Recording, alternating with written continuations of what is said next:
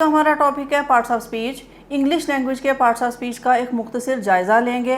देखते हैं कि ये पार्ट्स ऑफ स्पीच क्या हैं, इन्हें पार्ट्स ऑफ स्पीच क्यों कहा जाता है, ये कितने हैं, and how can we identify them, किस तरह से हम इनकी पहचान कर सकते हैं। कि what is speech. If we want to define speech, what is speech. Speech is a meaningful expression of words. अल्फाज जो हम बोलते हैं, अल्फाज एक मीनिंग रखते हैं। हम अल्फाज को कह सकते हैं कि words are the smallest unit that may stand on their own. Meaning के लिहाज से वर्ड्स खुद स्टैंड करते हैं, ये अपना मीनिंग रखते हैं, बट हम एक मीनिंगफुल एक्सप्रेशन इन वर्ड्स की मदद से जो हम अपनी बात कहते हैं, that is called speech. Speech क्या है? स्पीच एक मीनिंगफुल एक्सप्रेशन है वर्ड्स का। Words are classified on the basis of their meaning and the role they perform in our speech. हमारी स्पीच में क्या रोल परफॉर्म करते हैं, क्या मीनिंग रखते हैं, इसी लिहाज से इन्हें क्लासीफाई किया गया। Every language has a lot of vocabulary. There are millions of words in a language, but the interesting thing to know is this, that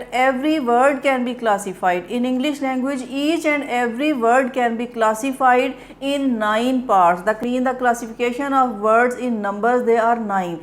ये 9 कैटेगरीज हैं जिसमें इंग्लिश लैंग्वेज के हर एक वर्ड को प्लेस किया जा सकता है और प्लेस किया जाता है। तो देखते हैं कि ये 9 पार्ट्स ऑफ स्पीच क्या है।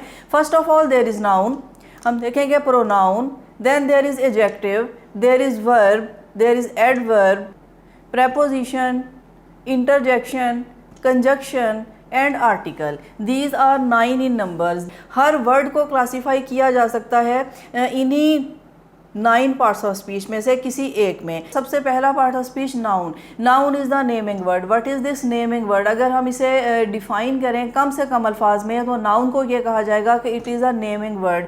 नेमिंग वर्ड मीन ये किसी चीज़ के नाम को जाहिर करता है, नाम करता है, हमें नाम बताता है। जब भी हम किसी चीज़ के बारे में जानना चाहते हैं तो सबसे पहले उसका नाम जानते हैं। To know its name is the first step to know knowledge. टू अल्फाज जो हमें किसी चीज़ का नाम बताएं, किसी चीज़ की शिनाख्त के बारे में बताएं, उन तमाम अल्फाज को नाउन कहा जाएगा। ये कोई पर्सन हो सकता है, कोई थिंग, कोई प्लेस या कोई आइडिया। जैसे कि फॉर एग्जांपल गर्ल, बॉय, हम आइडेंटिफाई करते हैं कि ये गर्ल है, ये बॉय है, या फिर कंबाइन हम कहते हैं कि ये बच्चे हैं, ये साइकिल है, rain, tree, table, house. These are the things and we identify these things with their names. इन टेबल है, ये ट्री है, बुक है, pen, board, bed, ground, flower, sky. These things are the names. उन तमाम अल्फाज को नाउन कहा जाएगा जो किसी भी चीज़ का नाम बताएंगे।